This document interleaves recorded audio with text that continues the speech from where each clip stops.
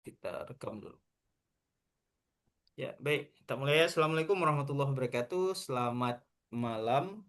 Selamat malam Bang Andi. Selamat malam eh, Kak Ririn. Selamat malam pemateri kita nih malam ini ada apa Bang Patli ya. Tahu biasa Kak Patli ya dipanggil. Mhm. Oke, jadi pemateri kita malam hari ini itu sudah pasti ahli ya di bidang kesenian karena beliau adalah dosen di ISBI Aceh, Institut Seni eh, B-nya apa ya? Budaya ya. Budaya, budaya. Seni Budaya Aceh ya. Indonesia ya, tapi Ya, kampusnya ada di Aceh. Jadi sudah pasti eh, apa namanya? Ahli ya di bidang seni. Kemudian apa beliau juga apa namanya alumni ya, alumni beasiswa LPDP kemarin S2-nya dari UGM dan ini sedang melanjutkan studi S3 di UI. Jadi kita malam ini apa ya mendengarkan gambaran bagaimana sih seni itu eh, tantangannya ya, terutama di Aceh yang semua tidak boleh ya. Mungkin mungkin teman-teman yang dari luar Aceh atau yang sering baca berita tuh yang terbaru ini apa Dewa ya Dewa 19 itu tidak boleh konser di Aceh ya. Tidak boleh konser tapi eh, malam kemarin kalau nggak salah ya itu Berge itu boleh malah konser di Aceh gitu. Padahal kan kalau kita mau melihat dua-duanya itu adalah kesenian gitu. Jadi ada ya saya lihat ada apa ya ada double standar ya. Jadi kalau yang dari Jakarta mungkin mau konser di Aceh itu tidak boleh gitu. Tapi yang di Aceh malah boleh gitu. Padahal dua-duanya secara awam ya sama-sama itu merupakan kesenian ya. Mungkin itu nanti bisa menjadi pemantik ya dari diskusi kita malam hari ini. Eh, Mungkin tidak memperpanjang mukadimah karena ini beberapa teman-teman sudah bergabung, sudah lumayan ya. Jadi silakan Patli untuk menyampaikan materinya. Nanti setelah itu akan kita perbanyak dengan diskusi gitu. Ya, silakan Patli waktu dan tempat dipersilakan.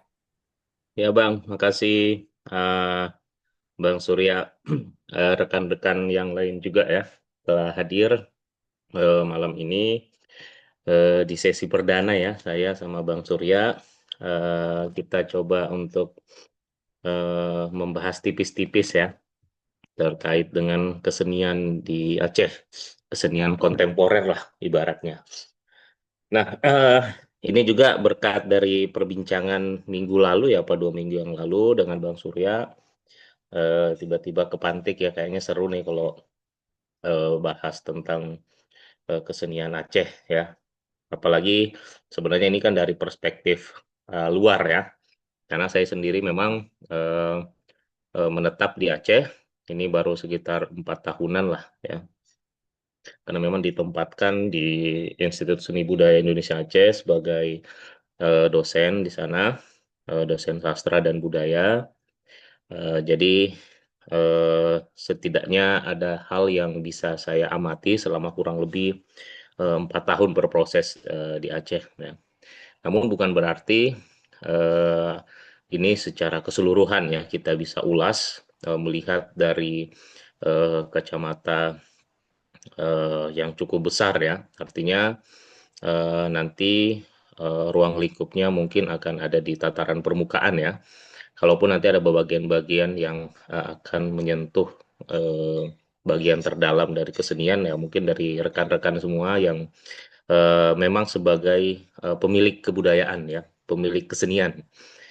Nah, namun memang ini yang akan jadi pertanyaan juga ya. Apakah setiap kita yang tinggal di Aceh, hidup di Aceh, besar di Aceh, kemudian mewarisi ya pemahaman ataupun pengetahuan, bakat tentang kesenian itu. Ini pun jadi pertanyaan mendasar juga sebenarnya ya, karena ini berhubungan dengan minat bakat seseorang. Karena pada akhirnya juga eh, seperti yang sudah-sudah ya, bahwa tidak semua orang akan menguasai suatu bidang ilmu ya. Dan ini yang nanti akan berkaitan dengan seberapa concernnya kita terhadap sebuah pengetahuan ya. Karena lagi-lagi ujung-ujungnya ini berkaitan dengan pengetahuan, karena pengetahuan nanti akan bermuara pada suatu kepentingan ya. Kepentingan kita sebagai pengguna pengetahuan itu nanti seperti apa kan. Dan ini nanti akan terlihat dari bagaimana setiap dari kita memahami, mengejawantahkan dan juga apakah kita menjadi bagian dari budaya itu, atau kita bagian dari konstruksi budaya itu, atau bahkan kita adalah pemain ya dari budaya itu sendiri. Dan apakah semuanya demikian? Nah, inilah nanti yang akan kita coba lihat ya. Apalagi tadi sudah dibuka oleh pemantik isu terkini ya, terutama dengan isu kemarin ya, soal ada satu band dari ibu kota yang ternyata tidak mendapat bukan tidak mendapatkan izin ya, tetapi mendadak acaranya itu di-cancel ya. Nah, memang ada berbagai faktor nantinya akan bermuara di sana ya. Namun ini jadi presiden dalam tanda kutip bisa dikatakan buruk, bisa juga tidak ya. Karena track record ternyata kalau kita runut ke belakang bahwa sejak 2004 ya setelah tsunami itu kan pemicu awal sebenarnya ya. Bagaimana terjadi konstruksi besar-besaran terhadap bagaimana kita memandang kesenian dan kebudayaan itu di Aceh, terutama kebudayaan ataupun kesenian kontemporer. Akhirnya terjadi perubahan paradigma ya, masyarakat dari yang dulunya menganggap eh, seni dari modern itu yang terutama dari kota itu bisa tampil atau bisa tidak tampilnya akhirnya eh, terbentengi dengan sendirinya ya oleh berbagai peraturan-peraturan dan norma yang terkonstruksi oleh eh, sebagian besar ya masyarakat yang terafiliasi keagamaan ya. Nah, namun ini pun juga ternyata eh, apa ya isunya hanya di kalangan-kalangan tertentu saja ya, di kalangan akar rumput ternyata aspirasinya berbeda ya. Ada memang yang pro, ada juga yang netral, ada juga yang kontra ya. Nah, yang akhirnya nanti ini kan kita terbelah ya. Ada yang eh, oke, ada yang tidak ya. Dan ini nanti terlihat juga ya dari eh, sikap dari masyarakat itu sendiri ya. Namun memang saya ingin mulai dulu ya dari hal yang sederhana yang mungkin sama-sama ada di sekitar kita, tetapi terkadang luput untuk kita deskripsikan dan narasikan ya, bahwa memang hal ini eh, adalah yang kita produksi ya. Jadi sebelum masuk ke terma kesenian, mungkin akan baik kalau kita menguraikan sedikit ya secara ringkas tentang kebudayaan itu. Ya. Karena inilah sebenarnya yang menjadi payung yang akhirnya menggerakkan kita untuk berpakaian, berpikir, bersikap, berujar itu tidak terlepas dari kebudayaan. Dan lantas itu apa sebenarnya? Nah, inilah sistem gagasan, tindakan juga dan hasil karya manusia. Ya. Nah, jadi kalau berbicara tentang kebudayaan tentu akan ada pelakunya, akan ada subjek dan objeknya itu udah barang pasti ya. Ada yang berpikir sehingga ada tindakan, tindakan itu menghasilkan sebuah karya. Siapa yang membuat itu ya manusia itu sendiri ya. Nah, proses untuk menghasilkan itu dilalui ya di dalam masyarakat. Karena adanya sebuah kebutuhan terhadap satu hal, akhirnya muncullah sebuah karya produk ya dari masyarakat. Karena terma kebudayaan ini sangat besar, artinya cakupannya banyak hal. Sistem berpikir tadi, produk-produk tepat guna, produk ekonomi, eh, cara memasak, cara menanam, cara makan, itu semua hasil dari kebudayaan. Nah, gambar di sinilah sebenarnya ada satu gambar di sini yang akhirnya bisa setidaknya memetakan ya, menunjukkan bahwa bagaimana kebudayaan itu akhirnya membentuk sebuah ekosistem masyarakat yang besar ya. Meskipun ini contohnya kalau kita lihat ya di kawasan ya, kampung yang mungkin kalau kita flashback ke belakang ya ini sekitaran 90-an lah ya, 90, 80, 70 kehidupan di gampong-gampong kita lah ya. Bagaimana ayah, ibu, anak-anak semua turun ke ladang ya untuk membajak sawah dan lain sebagainya. Nah, yang mungkin jadi luput kalau kita melihat suatu gambar ya ataupun suatu peristiwa bahwa kita terkadang tidak menempatkan narasi kebudayaan di sana bahwa hal-hal yang terjadi di sekitar kita itu adalah suatu proses alamiah yang hadir muncul karena adanya interaksi di antara kita semua. Tapi kenyataannya apa yang dilakukan oleh kita itu semua adalah bagian dari kebudayaan. Ya. Bagaimana kita berpakaian, bagaimana kita eh, eh, menanam padi, misalkan, bagaimana kita memanen padi, bagaimana memilah-memilah padi, itu adalah proses kebudayaan semuanya. Yang nanti akan eh, terpisah dari yang namanya wilayah lain ya. Karena wilayah lain tentunya memiliki kebudayaan tersendiri. Nah, kenapa nanti kemudian kita memiliki kebudayaan yang berbeda-beda antara satu tempat dengan tempat yang lain? Ya ini tidak terlepaskan juga dari bagaimana kebiasaan dari masyarakatnya dalam memperlakukan suatu hal. Nah, karena kebudayaan tadi itu besar, kita coba kerucutkan ya. Jadi kebudayaan Aceh kalau kita bahas waktu banyak banget ya dan pakarnya di Aceh sudah banyak juga ya. Dan kita coba masuk kepada satu hal yang eh, kecil ya, tetapi ternyata jadi perhatian besar ya. Nah, ini tadi sudah ya. Hmm, jadi kalau ngomongin kebudayaan Aceh nanti akan ada banyak ya. Proses masuknya, sejarahnya, proses pembentukan ekosistemnya, bagaimana akhirnya kita mengenal sebuah seni ukir ya, bagaimana kita mengenal nanti tentang racikan bumbu-bumbu, bagaimana akhirnya kita mengenal rempah-rempah, bagaimana kita mengenal gaya berpakaian, bagaimana kemudian ada warna-warni dalam motif-motif baju di Aceh. Nah, itu semua karena pembentukan kebudayaan semua. Dan ada istilahnya nanti afiliasi, asimilasi dan lain sebagainya itu karena proses pembauran. Pembauran dari masyarakat yang multikultur. Multikultur itu sendiri pun juga lahir dari berbagai pertemuan, pertemuan-pertemuan dari eh, eh, proses kolonialisme juga itu menjadi salah satu bagian ya, perdagangan dan lain sebagainya. Yang paling dekat dengan kita ya budaya Arab ya sama India, yang akhirnya kita beragam warna kulit nanti pada akhirnya meskipun kita satu Aceh ya, logat pun juga berbeda-beda dan lain sebagainya.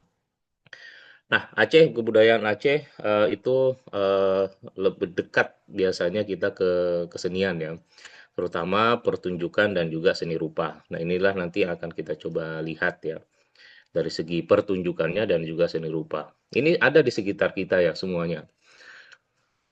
Cuman persoalannya eh, terkait dengan kesenian, kebudayaan, utamanya kesenian itu ada tendensi eh, eh, ditinggalkan ya atau perlahan tergerus oleh zaman ya. Dan ini sebenarnya tidak hanya terjadi di Aceh ya. Di seluruh tempat di Nusantara pun, di Indonesia pun sebenarnya mengalami proses degradasi yang sama. Nah, tentu akan ada selalu upaya untuk bisa kembali menghidupkan ya, di revive ya, revitalisasi lah istilahnya. Nah, mungkin kita coba lihat ya istilah-istilah teknis ya terkait dengan seni, kesenian, dan arts ya. Nah, jadi karena manusia itu hidup, berinteraksi, dan lain sebagainya, tentu ada emosi di dalam sana, ada keindahan di dalam sana. Nah, inilah menjadi manifestasi ya dari kita, eh, pemilik suatu kebudayaan yang akhirnya perlu untuk mengartikulasikan perasaan-perasaan tersebut ke dalam suatu bentuk ataupun entitas yang bisa dinikmati bersama. Ya. Artinya kesenian itu tidak individual. tidak hanya dinikmati oleh satu pihak saja. Ya. Ada keinginan untuk mengekspresikan apa yang kita pahami, apa yang kita anggap sebagai sebuah keindahan. Dan karena kita punya rasa itu, kita punya jiwa itu, makanya terbentuklah berbagai bentuk ya, bentuk yang nantinya bisa kita sajikan kepada masyarakat. Apakah nanti itu bentuknya dari lukisan, sandiwara, ya, tarian, dan musik.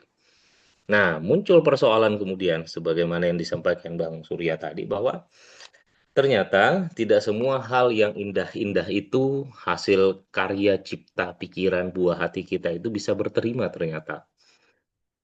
Akan selalu ada pertentangan-pertentangan di antara masyarakat karena pada faktanya kita menganut nilai yang berbeda-beda. Kita tidak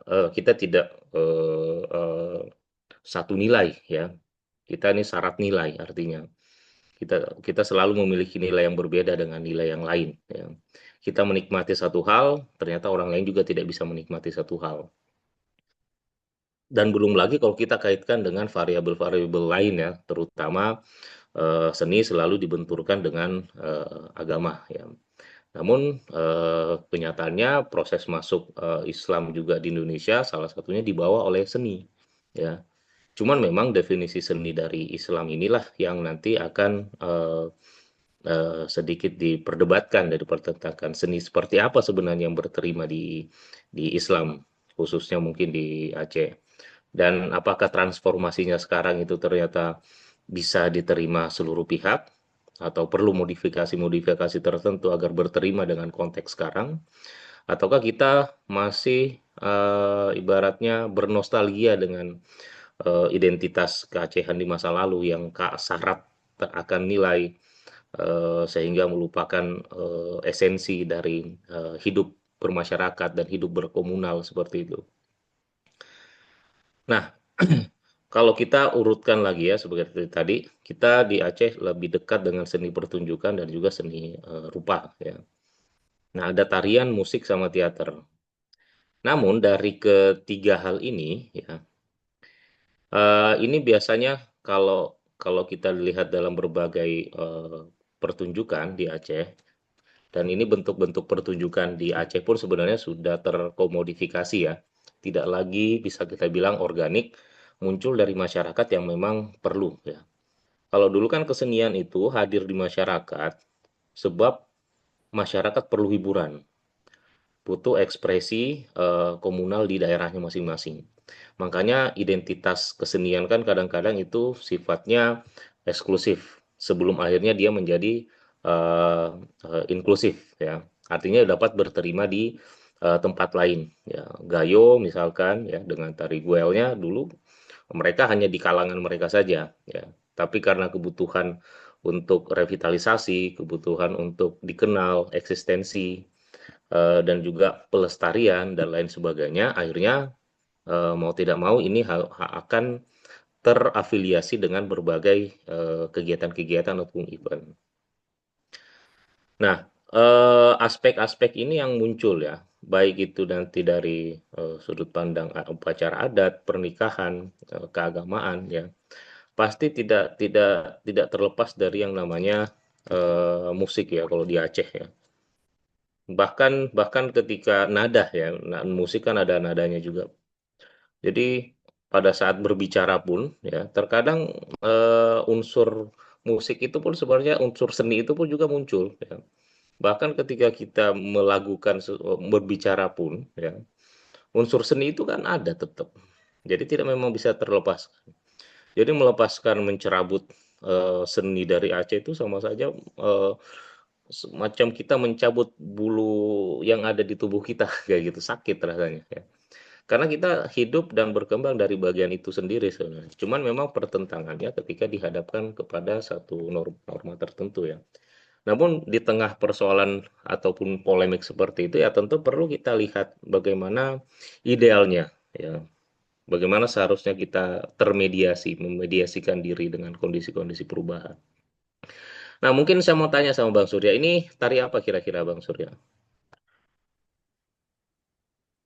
Ini saman ya, Aman kan? yang yang ini ya, yang kiri ya. Kalau ini Dua-duanya ya saman ya, Bang ya.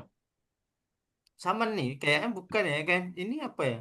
Ini bukannya tari Yang kiri saman, yang kanan yang bukan yang saman. yang cewek ini apa ya? Tari apa ya namanya itu? Itu Ini Liko kok Pulo, bukan. Liko Liko Pulau. Pulo. Ah. Hmm. Kalau Kandi apa nih? Apa? Keliko Pulo ya. Nah, Yang ini yang mana ini yang kiri ya? ya, yang kiri yang laki-laki apa tuh dia? Saman ya? Eh, Bang ya. Yang kanan juga saman. Tadi ada Liko Pulo ya. bukan sih. Yang kanan ini apa tadi? Liko Pulau ya katanya. Nah, ternyata ada yang saman, ada yang bukan saman ternyata. Yang kita kenal di masyarakat Indonesia, yang dikenal saman tuh ini ternyata yang kanan, yang cewek. Betul, Yang, betul. yang masyarakat Indonesia ya, yang secara visual lihat saman tuh perempuan yang tampil. Nah, tapi ternyata ini Rato Jaro. Mungkin pernah dengar ya istilah seni tari Rato Jaro ya. Yang pernah kemarin sempat dipertunjukkan di SEA Games ya. Itu tari massal. Ini juga sempat ya tari massal juga waktu di Gayo. Ini kan pemiliknya Gayo nih, tari saman. Yang main laki-laki. Kalau Rato Jaro dia perempuan. Nah, ini kalau di masyarakat Indonesia mereka lihatnya sama aja. Ya mereka kenalnya tari saman ya. Nah, tapi ternyata ini Rato Jaro yang itu sudah terjadi komodifikasi ketika tari saman ini dibawa ke Jakarta. Itu awal tahun 2000-an. Nah, pada saat orang Aceh juga yang bawa ke sana karena lagi studi waktu itu. Dan dia ingin memperkenalkan eh, kebudayaan Aceh, khususnya kesenian Aceh kan. Nah, cuman ternyata kan di Jakarta kan ini multicultural ya. Orang-orang beragam orang ini ya masyarakatnya. Dan awalnya memang dibentuk ya. Jadi tarian ini dibentuk sehingga dapat dimainkan oleh perempuan ya. Unsur-unsurnya dimodifikasi dan sebagainya untuk keperluan agar seni ini bisa dikenal ya lebih luas lagi. Namun ternyata yang famous adalah yang ini ya, yang kita orang orang luar tuh kenal kenal Berat aja. Dan mungkin di kalangan kita anak SD pun di Aceh itu mungkin kalau mereka lihat ini ya mereka akan sebutnya saman ya. Nah, yang dimainkan oleh perempuan. Jadi ada sedikit pergeseran ya. Nah, inilah tadi ya bahwa ternyata seni itu dibentuk ya, bisa dibuat sesuai dengan kebutuhan masyarakatnya atau kebutuhan individu yang akhirnya dapat dinikmati oleh masyarakat luas ya. Dari sisi lain, dari sisi yang satu bahwa ini sebagai perwujudan revitalisasi ya untuk memperkenalkan, mempromosikan kesenian Aceh mungkin dalam bentuk yang berbeda. Tapi di lain sisi ini mendegradasi bentuk aslinya ya bentuk asli sebuah kesenian. Nah, tapi apakah ini lumrah kemudian di masyarakat? Nah, sejarah mengatakan bahwa memang akan selalu terjadi permodifikasian, pengubahan, pengadaptasian ke berbagai bentuk yang dapat berterima ya. Nah, cuman persoalannya apakah pemilik kebudayaan itu atau pemilik kesenian itu bersepaham menerima. Nah, ini akan nanti masuk ranah eh, diskusi nanti atau malah bisa berujung ke polemik ya. Namun selama ini itu hanya terjadi di tataran diskusi-diskusi ya. Nah, tarian pun ternyata ada banyak ya di Aceh ya. Ini salah satunya aja. Tapi kalau kita coba cek ya, ternyata kita itu di Aceh mungkin ini akan jadi mind blowing juga ya buat teman-teman. Ini ternyata kita punya banyak tarian musik ya, jenis alat musik ya. Satu, 2, 3, 4, 5, 6, 7, 8, 9, 10, 11, 12, 13, 14. Ini semua nih. Ini ini ini sampai kecapi, lunggi, loleh, rapai, rebani, tambo, tamur, perisai. Ini alat musik semua. Tarian lebih banyak lagi. Ada ae, alas, gelombang, gandrang, grempeh, gorodidong, ainai, kaderen, lape, lauk, loko, pulo. Ini tadi yang sebut ya loko pulo ya. Mesare, pulot, pulau. Ini banyak lagi. Ya. Nah, dari sekian banyak ini ternyata yang kita kenal, misal alat musik ya. Kita mungkin kenalnya ke canang ya, misal. Terus kemudian ada eh, yang gegedam ya, gendrang paling. Terus ada lagi rebana, misal rapai ya. Mungkin aja seruni kaleh, mungkin yang paling paling yang dekat ya dengan kita ya. Lainnya mungkin kita tidak kenal sama sekali ya, bahkan tahu bentuknya pun tidak ya. Jadi inilah kondisinya sekarang ya. Banyak tarian, banyak musik ya, banyak seni, tapi tidak menjadi hal prioritas kita untuk kita jawantahkan ataupun eh, dalami ya. Nanti saya kasih tahu kenapa demikian ya. Kenapa bisa hal-hal itu hanya sekedar kayak ada di etalase-etalase kita ya bersama. Nah, misal ini tambo ya. Jadi sejenis perkusi ya, alat-alat pukul ya. Jadi biasa kalau kita lihat ada pertunjukan-pertunjukan, ya inilah yang biasa dipakai ya. Biasa di menasah ya, biasa dipakai di menasah untuk dipukul ya, untuk suara di masjid biasanya. Terus ada lagi genderang ya, ini yang biasa dipakai ya. Biasa berdampingan dengan serunai kale kalau sudah ada proses masuk ya dalam suatu pertunjukan, satu penari dan lain sebagainya. Ini ada lagi bangsi alas ya, ini kayak seruling ya, mirip seruni kale. Dia dari Aceh Tenggara ya. Terus ada lagi arbab ya, ini kayak di Aceh Besar ya, Aceh Barat. Itu juga ada, ini mirip kayak biola sebenarnya. Nah, teater juga kita ada mob-mob ya, dan ini sudah mulai hilang juga ya. Biasanya di TV lokal itu ada. Jadi ini sastra lisan ya, tulisan juga yang kemudian dipertunjukkan ya. Kalau di Betawi ini biasa kita sebut lenong ya. Ada yang lenong biasa, ada pertunjukannya. Di Aceh Barat itu ada Sidalupa ya. Jadi teater juga bentuknya. Di Aceh Jaya, di Aceh Barat ini ada juga ya. Ya mereka pakai kostum-kostum, ada yang hewan dengan baju-baju yang unik-unik ya. Nah, mereka lakukan aksi teater di sana. Biasanya refleksi-refleksi seharian ya dan eh, kebiasaan-kebiasaan di masyarakat. Ya. Musik tadi ya, alat musik dan lain sebagainya.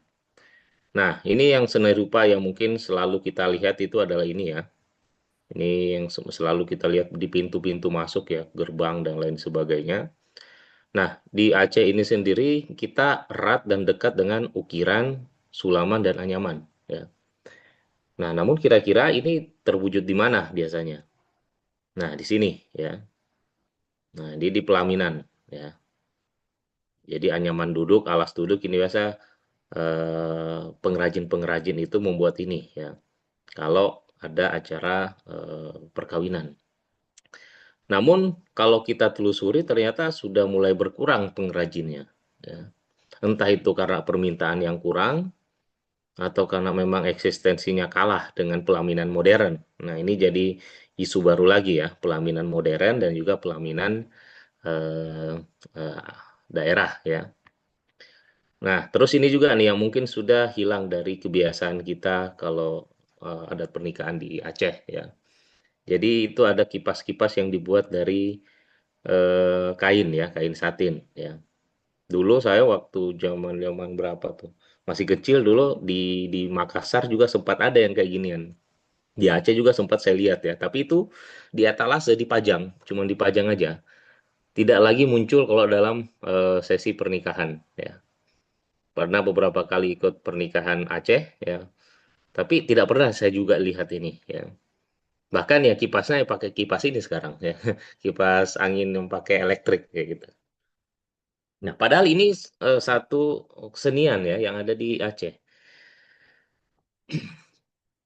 Nah, terus ini juga ya yang paling terkenal ya, kopiah ya, mektop. Nah, ini yang jadi satu eh, bahan diskusi juga ya. Ini ternyata dari Kabupaten Pidi ya. Padahal kalau kita ke Aceh Barat itu paling terlihat ini besar ya. Sama ada juga di ini depan Suzuya ya, masjid dengan bentuk seperti ini ya kubahnya. Tapi ternyata itu dari Kabupaten Pidi. Tapi kalau kita lihat WBTB-nya, penetapan warisan budaya tak benda, ini ternyata ditetapkan kalau nggak salah itu di Banda Aceh yang tetapkan. Atau kalau nggak salah di Banda Aceh atau Aceh Barat yang tetapkan itu. Bukan Pidi. Ya. Nah, ini satu isu lain lain lagi ya, soal masalah penetapan siapa yang memiliki kesenian ini, siapa yang memiliki kesenian itu. Karena prinsipnya kan berbaur tuh. Nah, ini juga ya, rencong ya, pidih ya. Terus ini kita juga punya kebiasaan ini juga kemampuan ya, masyarakat dulu itu sulaman ya. Jadi kaligrafi, hiasan bermotif kaligrafi, kalau acara perkawinan biasa dibuat seperti ini. Cuman ini yang sudah mulai jarang juga kita lihat, terutama di daerah Banda Aceh atau Aceh Besar pinggiran Banda Aceh. Tapi kalau di daerah-daerah yang masih kental dengan adat istiadat dalam perkawinan biasa masih muncul ya. Nah, sama ini kita juga di Aceh ini punya kemampuan untuk mengukir ya. Dan ini yang sudah mulai jarang juga pengukir-pengukir profesional seperti ini, ya, yang mampu menghasilkan ukiran-ukiran yang menunjukkan ciri khas ya keacehan. Dan ini juga yang bisa kita bilang sudah mulai hilang pengrajinnya, ya, mengukir nisan. Ya, kalau orang-orang dulu ya makam-makam raja-raja dulu, ya, mereka bahkan bisa membuat nisan ini sebegitu indahnya, ya. Ya mungkin kalau dalam konteks Islam di Arab ya model nisan seperti ini memang kita ya, tidak temukan ya. Hanya di Indonesia ya model-model seperti ini dan beberapa daerah-daerah lain ya di Indonesia. Nah, dalam dalam konteks tadi ya banyak degradasi-degradasi yang terjadi akan selalu ada upaya juga ya dari pemerintah pusat dan juga pemerintah daerah untuk melakukan pelestarian kesenian dan kebudayaan Aceh ya. Karena ini kan langkah yang tidak bisa dihapuskan ya. Makanya muncul dinas sendiri ya, dinas kesenian ya, dinas pariwisata dan dinas kebudayaan itu selalu akan ada dan selalu menggelontorkan anggaran yang cukup besar ya setiap tahunnya. Namun apakah kegiatan itu melestarikan kesenian atau melestarikan hal yang lain? Ya, mungkin kita bisa tipis-tipis juga ya menyinggung bahwa ternyata dalam praktik pelestarian kesenian itu ternyata ada modus-modus tertentu juga ya. Nah, ini salah satu kegiatan-kegiatan yang dilakukan di Banda Aceh ya. Ada festival sedati ya, ada Pekan Kebudayaan Aceh, ada festival kopi ya, ada festival musik musik etnik. Terus ada juga festival Saman, pameran budaya Aceh, Aceh Culinary Festival, Art and Culture Festival. Ini langkah-langkah yang dilakukan ya berbasis kebijakan yang kemudian diimplementasikan ke dalam berbagai kegiatan yang diupayakan supaya ini kegiatan kesenian dan kebudayaan itu tetap lestari. Namun, mungkin kita bisa berdiskusi ya, apakah dengan kegiatan-kegiatan seperti ini para pelaku seni dan seniman itu mendapatkan kebermanfaatan yang layak? Nah, ini mungkin kita bisa diskusikan. Nah, ini eh, kegiatan yang dilakukan di Sputpar Aceh ya. Ada Piasan Nanggro ya, ada Duta Wisata ya, terus ada Aceh Street Food Festival, terus ada lomba vlog museum, ada apa lagi nih ya, kanun pemajuan kebudayaan ya, teknik dan etika fotografi bencana.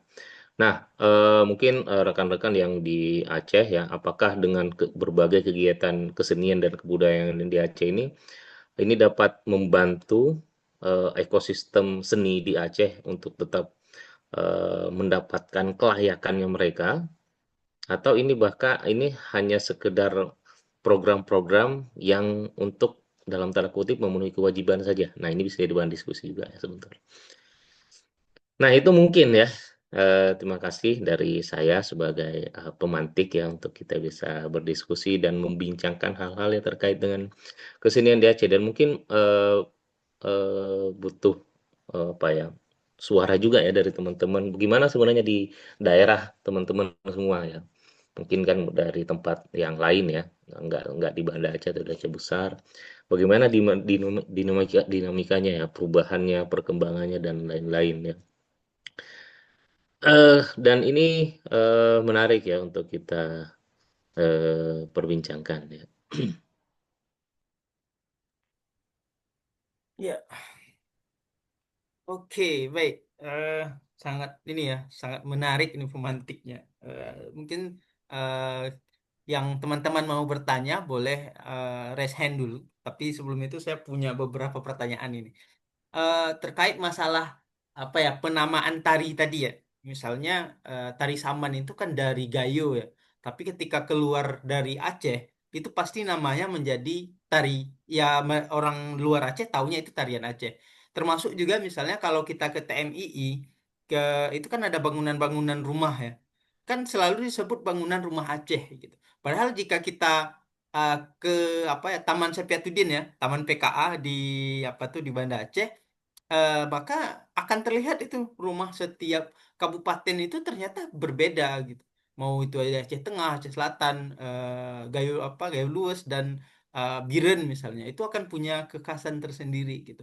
Eh, dari segi apa namanya ya penamaan ini itu kira-kira ada solusi tidak, Padli? Eh, Penamaannya itu ya bukan rumah adat Aceh, tapi misal rumah adat Aceh mana gitu, rumah adat Biren misalnya, atau tari Saman itu ya bukan tari Aceh tapi tari Gayo gitu.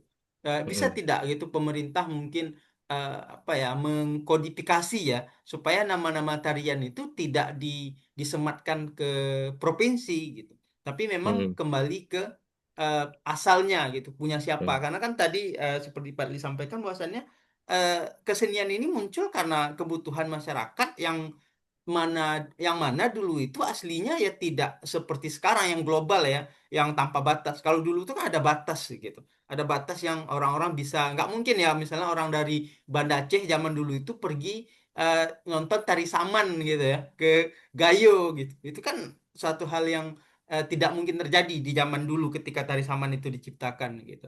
Ya itu yang pertama mungkin ya dari saya gitu. Kemudian yang tadi ya, saya sangat tergelitik gitu. Ternyata tarian itu sangat banyak ya, puluhan tadi. Kemudian juga alat musik itu puluhan gitu. Tapi sekarang jangankan eh, anak-anak yang di bawah kita mungkin ya, yang masih muda gitu, Gen Z lah kita bilang. Eh, kita saja nih yang mungkin rata-rata milenial ya, mhm, milenial saja masih tidak tahu gitu alat musik. Nah, itu kira-kira solusinya dari ilmu kesenian lah gitu. Karena itu kan pasti masuknya ke kajian pelestarian seni ya.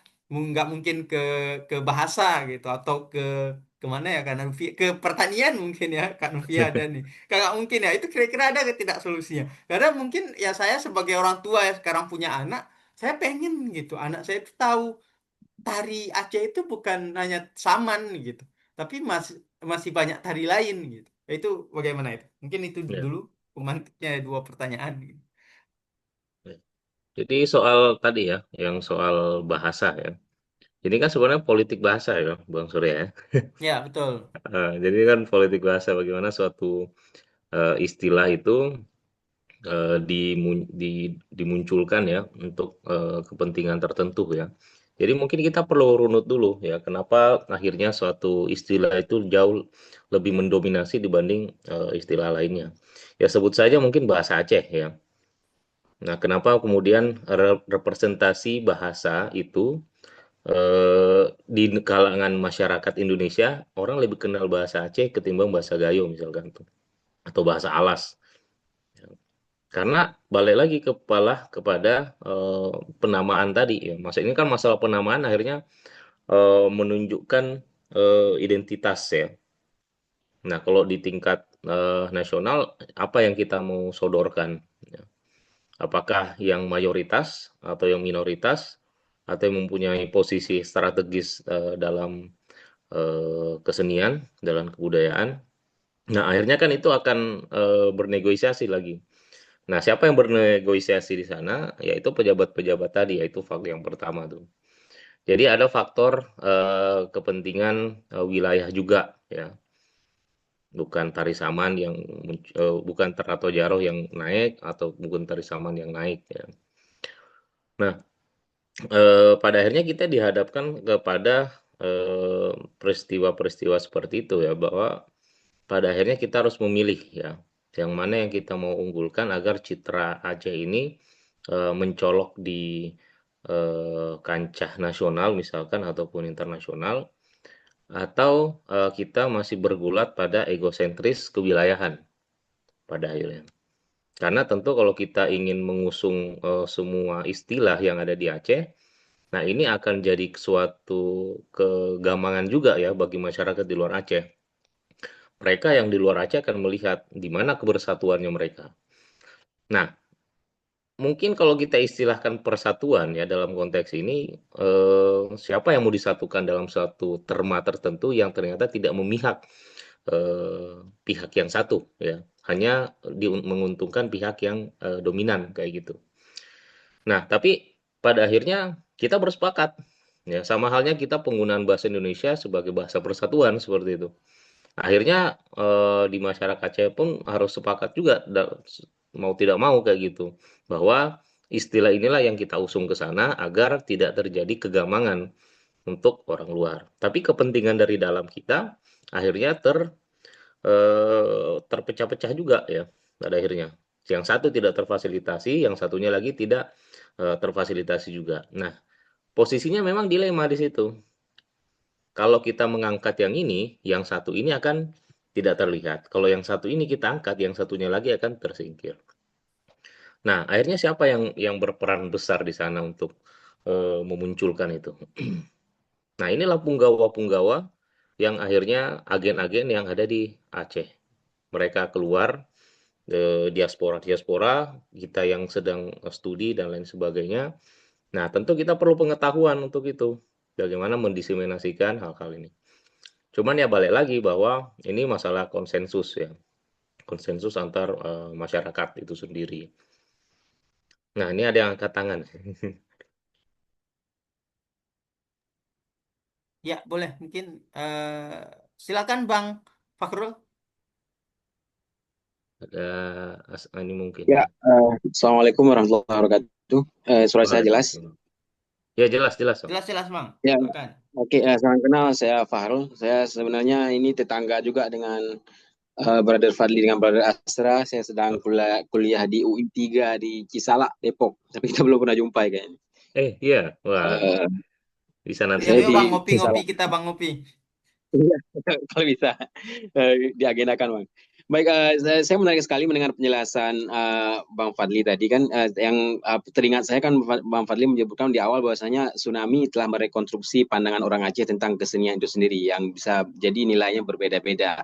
Mungkin kasarnya bisa dibilang setelah tsunami orang mesti menganggap konser itu bisa apa namanya membuat datangkan tsunami lah istilahnya atau bisa mendatangkan bala. Namun jika disimpulkan secara kasar seperti itu, malah saya lihat setelah tsunami pada tahun 2008 ya, seingat saya itu malah makin masif-masifnya konser ketika itu di Mm-mm. lapangan lapangan apa itu lapangan yang besar kita Bang Padang. itu ada ya nggak Belang Padang yang Eh, stadion sampai ada Niji ketika itu saya ingat sekali ada heeh. Demasif ada Noah. Itu kan 2008 baru-baru banget setelah tsunami tapi sekarang makin ke sini malah makin susah konser-konsernya itu jadi kan nggak bisa digeneralisir karena tsunami gitu jadi dan saya lihat lagi malah kalau yang gagal cuma yang konser-konser besar misalnya kayak Dewa dengan Slang kemarin. Tapi yang kecil-kecil kok berhasil. Saya yang di Taman Budaya, Hmm. skala Taman Budaya itu apa yang terakhir Lasca kalau nggak salah itu ada sebelumnya lagi ada Netral NTRL itu mesti bisa berhasil. Jadi menurut Mas Fadli, Mas Fadli, Bang Fadli sendiri, kira-kira sebenarnya permasalahan di mana gitu bisa sampai tidak berhasil untuk suatu konser itu di apa namanya dihadirkan di Aceh itu selain karena nilai apa tadi apa karena tsunami dan sebagainya. Mungkin itu aja. Terima kasih. Ya, heeh. Jadi memang pergulatannya itu setelah tsunami ada dua sisi ya. Ada yang memang kayak menganggap ini bala ya. Ada juga ya jangan mengkait-kaitkan seperti itu. Ini semata-mata murni karena bencana kayak gitu. Nah, kalau memang karena bala ya, kalau kita runut lagi ke belakang memang itu kan waktu masa masa serba ini ya, serba belum terikat syariat ya. Dalam artian masih ada juga kok masyarakat yang tidak berjilbab yang keluar dan lain sebagainya. Bioskop pun juga di bawah tahun 2000-an itu masih ada di Aceh ya. Yang bahkan kemarin pas saya coba riset itu film-film yang muncul di bioskop itu memang agak-agak saru ya film-filmnya. Dan itu ternyata masih berterima dan itu berlangsung kurang lebih selama 1 dekade, 2 dekade bahkan. Dan itu berjalan beriringan dengan kebiasaan beragama juga di Aceh kan. Artinya kan anomali juga di sana ya kondisinya. Yang satu bagian ini masih berjalan, yang satu bagian ini juga masih berjalan. Nah, nanti mungkin titik-titik baliknya itu ada di 2004 itu, rekonstruksi dalam berbagai hal ya, dalam berbagai sektor, apakah nanti itu pembangunan, pembangunan suprastruktur atau infrastruktur, akhirnya terbentuk ulang ya. Nah, memang tadi yang saya amati juga memang ada beberapa konser-konser yang berhasil ya, yang dilakukan oleh IO-IO lokal ya.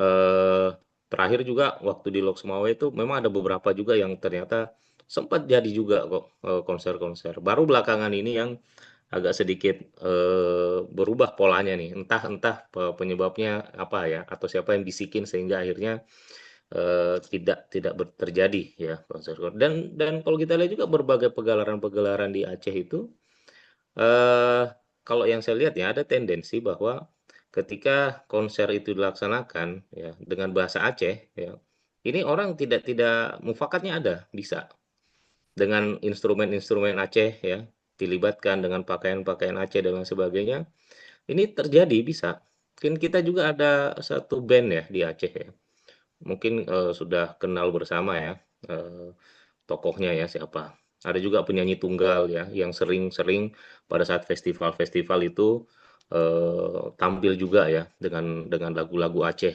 Dan itu berterima di masyarakat. Nah, ya muncul di pikiran saya bahwa oh ternyata ketika suatu konser itu diformat dalam bentuk keacehan ternyata bisa berterima. Dan ketika masuk sebuah konser yang modern, nah inilah yang tidak berterimanya.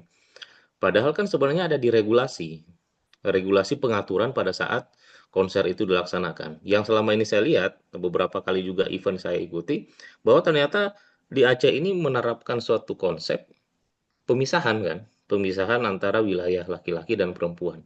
Yang mana itu tidak pernah terjadi di tempat manapun. Bahkan di kajian pun kadang-kadang kan pemisahannya itu masih ini ya, pemisahan dalam kajian aja ya.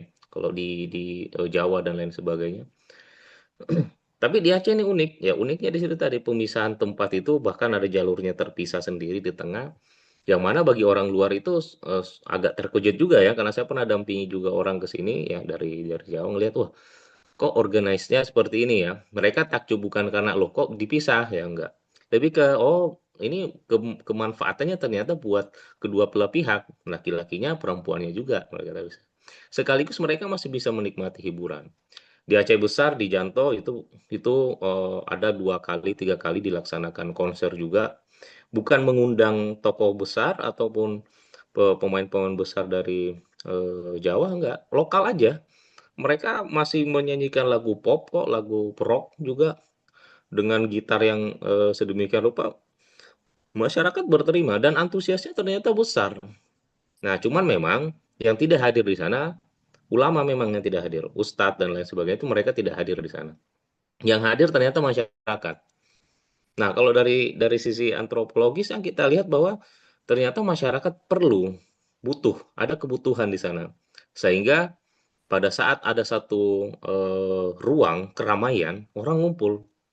Makanya kalau kita lihat fenomenanya, coba kita lihat aja di Belang Padang misalkan, kalau ada satu festival kuliner, itu akan jauh lebih membludak orang hadir di sana ketimbang di masjid.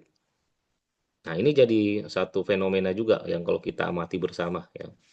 Tanpa menafikan bahwa masjid itu sebagai tempat ruang ibadah untuk semua orang yang beragama Islam, ternyata ada satu ruang lain yang ternyata dapat mewadahi orang-orang yang kadang tidak ke masjid tapi sholat di rumah, dan kadang juga eh, tempatnya mereka di warkop tetapi mereka juga bisa keluar ya dari sana. Jadi ada satu ruang ternyata di situ. Nah, kalau bisa kita petakan demikian, kalau ada satu penelitian yang bisa meneliti fenomena-fenomena ini secara rigid dan utuh dan menghitung secara kalkulasi jumlah penonton yang antusias menghadiri suatu event-event ya yang ada di Aceh ini, tentu kita akan jadi mind blowing bahwa ternyata aspirasi dari akar rumput ternyata itu jauh lebih besar yang menginginkan. Cuman mereka hanya terkendala oleh peraturan dan aturan yang tadi. Nah, ini juga akan kita lihat ya, misal pada saat liburan ya. Pada saat liburan. Ini ternyata orang liburan lebih kalangan masyarakat atas menengah ke atas, mereka cenderung keluar dari Aceh. Ke Medan lah, ke Jakarta, ke Malaysia, ke Singapura, dan ini fakta ya. Dan kita bisa lacak dari jumlah tiket yang terjual dan lain sebagainya. Berapa persen kalangan-kalangan menengah ke atas di Aceh yang mampu mengeluarkan sejumlah uang untuk mendapatkan hiburan seperti itu ya, adalah hiburan kesenian lah dalam tanda kutip ya. Nah, ini malah perilaku ya. Nah, perilaku masyarakat Aceh mungkin bisa kita nilai dari ini, lihat pada saat musim liburan ya, yang kemarin kan terlihat juga ya pada saat libur lebaran dan lain sebagainya. Jumlah kendaraan yang keluar masuk ternyata lebih banyak keluarnya. Nah, ini tuh kan kalangan bermobil tuh, artinya kan kalangan bermobil kan lebih ini ya.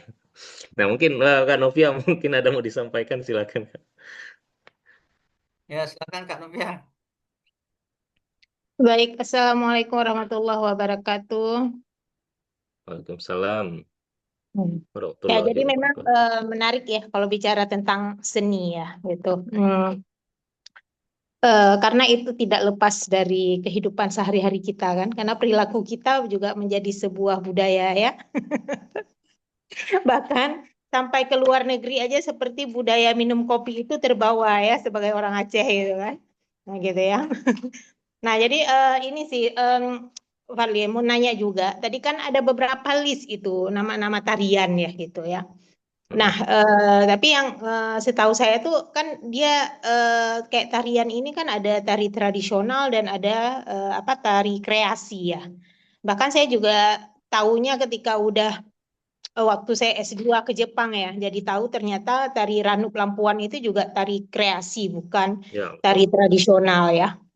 Nah, itu jadi yang pertama saya juga mempertanyakan itu gimana sih kita membedakannya gitu kan? Mengidentifikasi oh ini tradisional, ini kreasi gitu.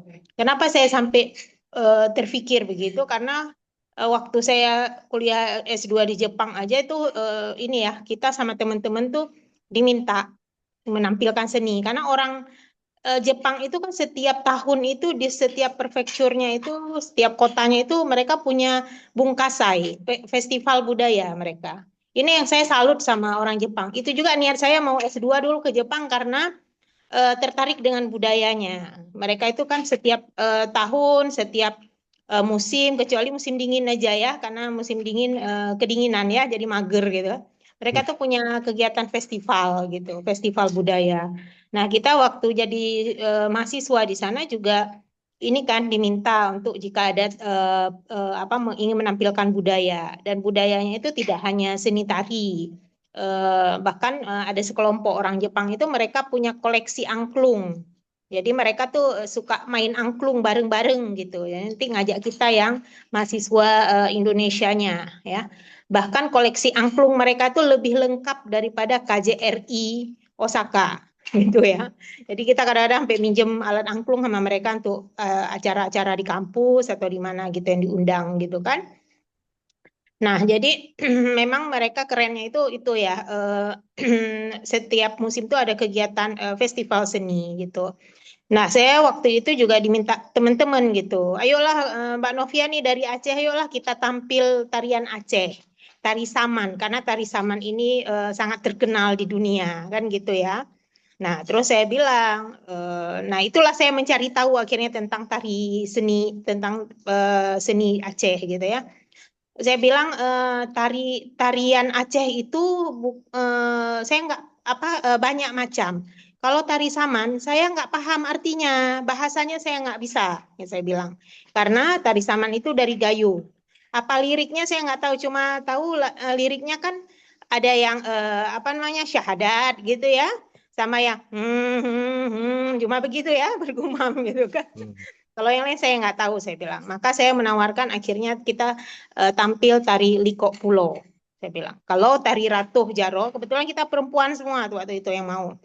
Tari Ratuh Jaro itu agak sulit karena kita dari perempuan ini sebagiannya emak-emak. Jadi udah sulit bergerak gitu kan sambil duduk gitu ya. Udah nggak ramping lagi soalnya.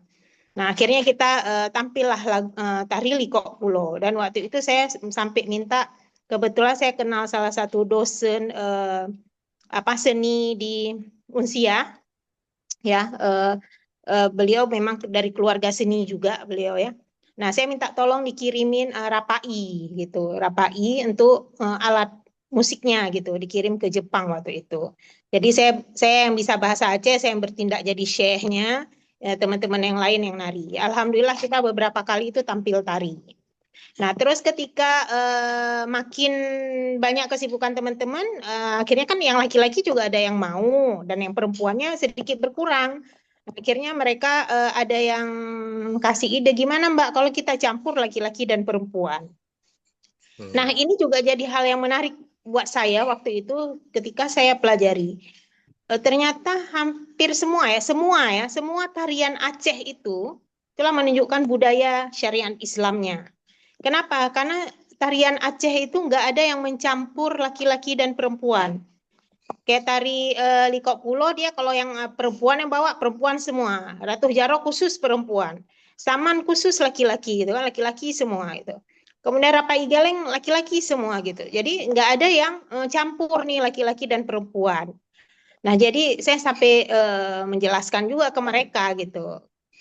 Tapi mereka ada yang waktu saya udah pulang selesai studi, mereka ada yang akhirnya coba campur gitu. Tapi memang nggak bagus ya karena ketika laki-laki dan perempuan gitu kan duduk rapat-rapat itu kan nggak ini ya nggak nyaman gitu. Sehingga mereka ya longgar gitu duduknya, jadi kurang bagus gitu tampilannya.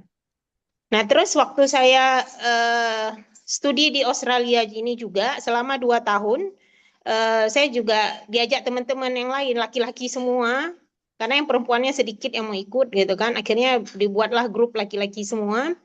Akhirnya saya memanage lah kayak gitu, tim tari Liko Pulo, laki-laki semua. Selama 2 tahun itu, alhamdulillah kita udah pernah tampil di kampus, pernah juga tampil di acaranya orang Indonesia dan Australia di City Hall-nya di kota Brisbane itu ya. Alhamdulillah jadi dikenal.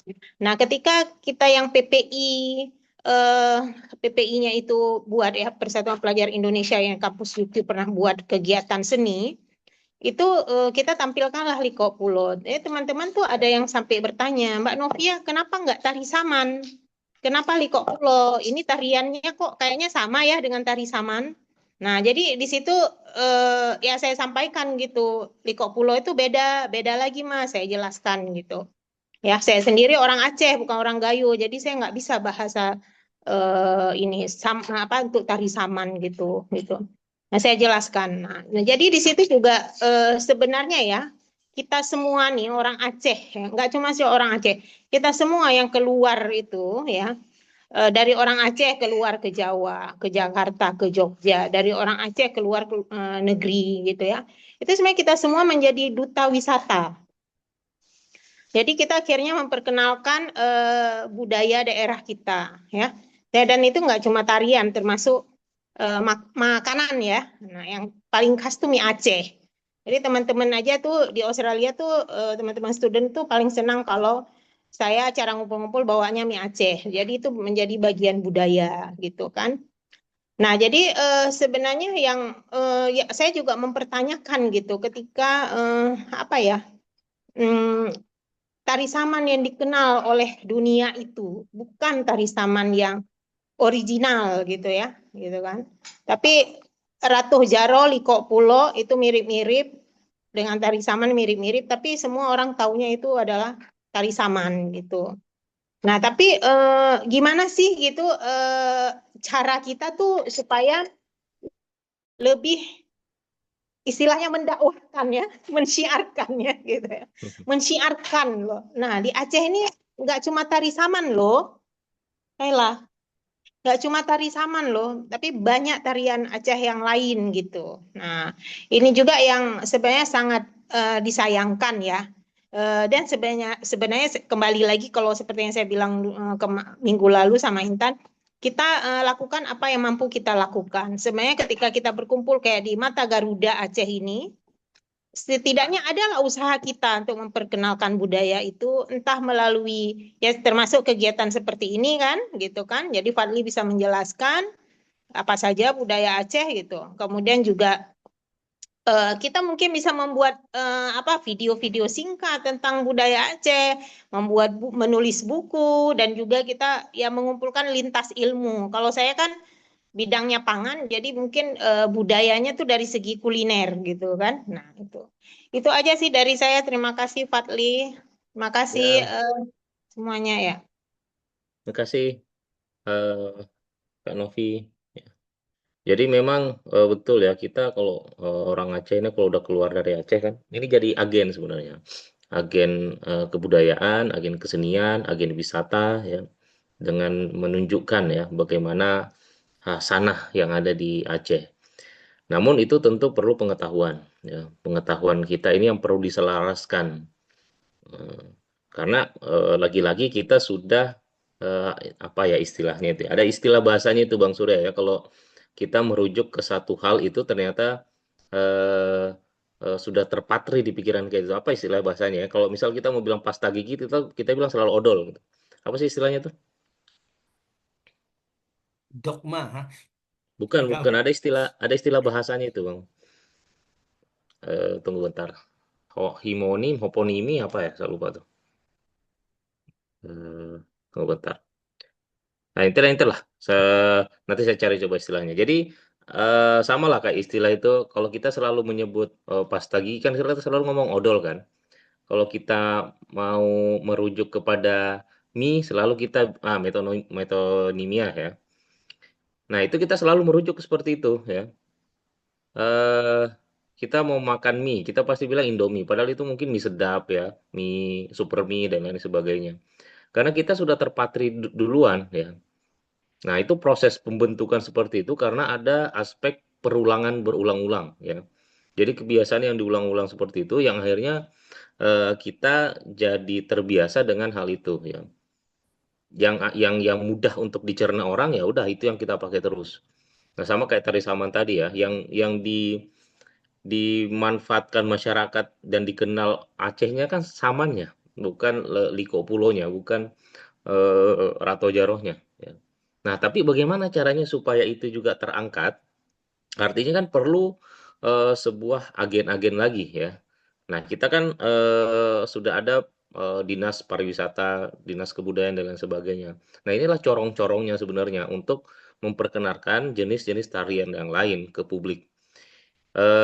Dekranasda itu sering kali buat kegiatan di pusat ya, di Jakarta dalam memperkenalkan UMKM dan lain sebagainya. Nah, idealnya ini bisa diikutkan juga flyer-flyer kebudayaan, flyer-flyer kesenian ataupun ya setidaknya satu videotron sederhana lah ya atau video dalam layar 100 inci lah misalkan yang menunjukkan ini loh perbedaan-perbedaannya dan lain sebagainya. Itu kan sebagai sarana media promosi. Kita juga sudah ada badan penghubung provinsi ke Jakarta. Itu kan sudah ada ya BPAD, Badan Penghubung Antar Daerah ya. Cuman ya ternyata penggunaan anggarannya tidak sebegitu masif untuk mendorong kesenian. Bahkan mungkin kemarin sudah dengar ya, yang soal penganggaran kendaraan dinas sekitar 6 miliar ya, hanya untuk sekedar kendaraan dinas saja di Jakarta ya, BPAD itu Badan Penghubung Antar Daerah tuh.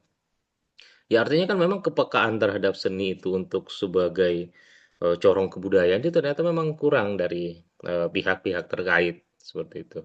Yang dampaknya imbasnya adalah stagnansi, berjalan di tempat saja. Ini pun juga kita bisa lihat dari event-event ya, event-event yang dibuat ya. Coba kita amati ya secara visual ya, jenis-jenis kegiatan ini ya. Festival, pekan, festival, festival. Apa kesamaannya tuh?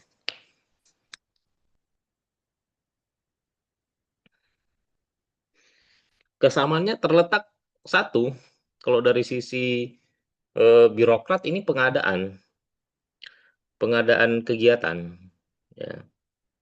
Ini misal 200 juta, 500, 300 ya.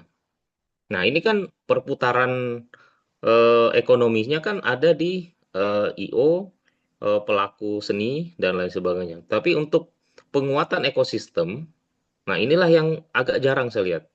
Penguatan ekosistem artinya kan hilirisasi seni kan. Artinya kalau kita ngomongin hilirisasi seni, itu dia akan mulai dari hulu sampai hilirnya. Jadi hulunya dulu mau dibereskan nih. Hulunya itu siapa? Komunitasnya. Mereka sudah berdaya belum? Sudah terkoordinasi belum dengan yang lain? Bagaimana peran mereka di tingkat lokal, regional, nasional? Apakah mereka sudah terfasilitasi? Nah, ketika sudah mereka terfasilitasi, siapa yang terfasilitasi ini? Siapa yang terwakilkan? Apakah kelompok-kelompok yang berpihak sama pihak-pihak tertentu atau dia menyeluruh seperti itu? Kalau masalah anggaran sebenarnya bisa aja kalau mereka mau alokasikan untuk penguatan kapasitas dari pelaku seni ini. Tapi apakah itu berdampak signifikan terhadap program-program dari mereka? Nah, ini kan akan jadi pertanyaan lagi nih. Nah, ini misal festival musik etnik ya, seberapa nilai kebermanfaatan bagi pelakunya? Ya, pelakunya mungkin dapat exposure, dapat uang transport, uang pembinaan dan lain sebagainya. Mereka juga terfasilitasi tempat dan lain sebagainya. Namun kan tentu ada hal-hal yang tidak tersentuh ya. Misal bagaimana pelestarian keberlanjutan dari pelaku-pelaku itu ya. Bagaimana mereka mendapatkan akses yang lebih besar ya terhadap kegiatan-kegiatan yang serupa di daerah-daerah lain ya. Dan lain sebagainya ya. Ada banyak persoalan-persoalan yang struktural dan sistemik, terutama berkaitan dengan ini berkaitan lagi ke apa ya, yang webinar terakhir ya, soal penganggaran ya. Apakah skema penganggaran kegiatan kesenian dan kebudayaan itu akhirnya menempatkan pelaku seni itu sebagai subjek yang diberdayakan secara berkelanjutan ya, tidak hanya untuk sekedar temporal saja. Bagaimana langkah strategis dalam pembinaan ya, pelestarian dan juga pemberdayaan mereka di lapangan seperti itu. Apakah ada sekolah yang betul-betul memberikan mereka kesempatan untuk mereka bisa berkarir di tingkat lokal, nasional, dan lain sebagainya. Nah, ini kan hal-hal yang sejatinya bisa dipikirkan, tapi ternyata tidak masuk dalam agenda itu. Itu sih mungkin ya. Ya, Gimana?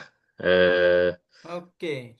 Oh, ini ada Terus nih yang mau yang tanya soal lagi. itu tadi apa seni tradisional dan kreasi. ya, gimana Kak? Mhm. Ya. Tadi kan Membedakannya ya tadi ya. Oh ya, tarian ini kan banyak ya. Nah, yang oh mana ya sih ya. tarian tradisional, yang mana yang tarian kreasi gitu. Ya, jadi kalau membedakannya nanti itu kan dari orang luar ya. Kalau yang orang luar itu lihatnya nggak ada bedanya. Ketika mereka bilang saman, orang pasti akan merujuk ke Aceh nih. Nah, dari kitanya sendiri, dari dalam kan, kita melihatnya seperti apa. Nah, kita bisa lihat nanti dari visualnya.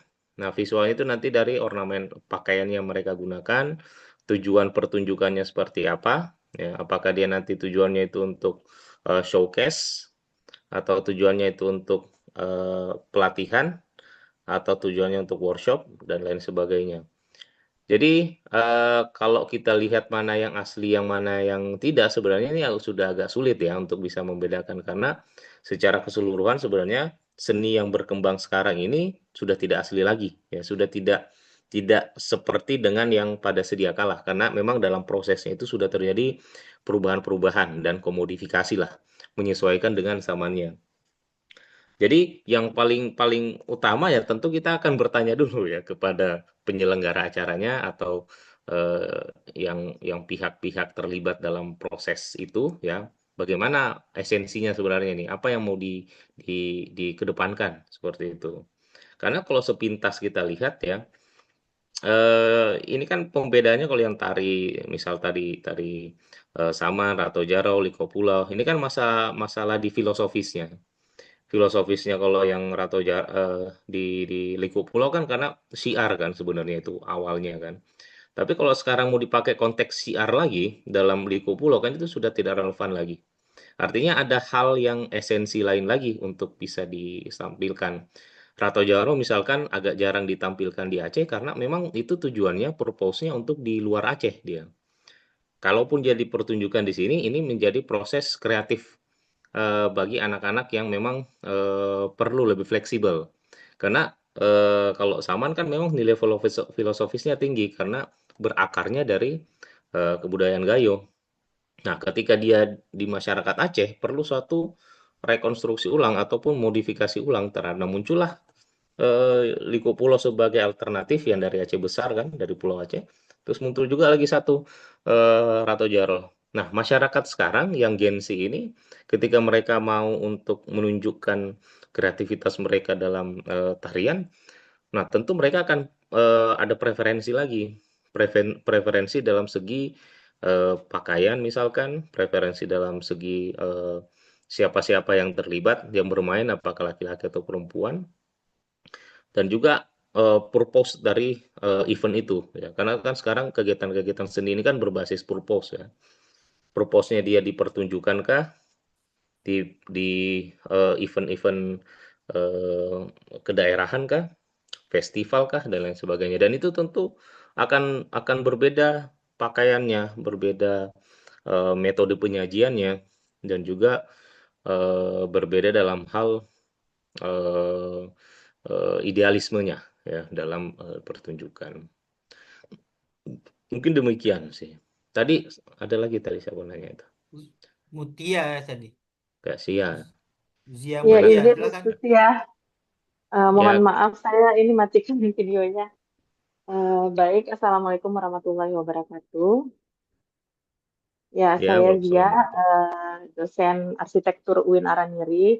Jadi menarik sekali pembahasan dari Pak Fadil tadi ya, terkait seni tari, yang saya juga baru tahu banyak sekali ternyata seni tari itu bukan cuma Saman yang sangat terkenal dengan nilai filosofisnya, tetapi banyak tari-tari dari daerah yang lain.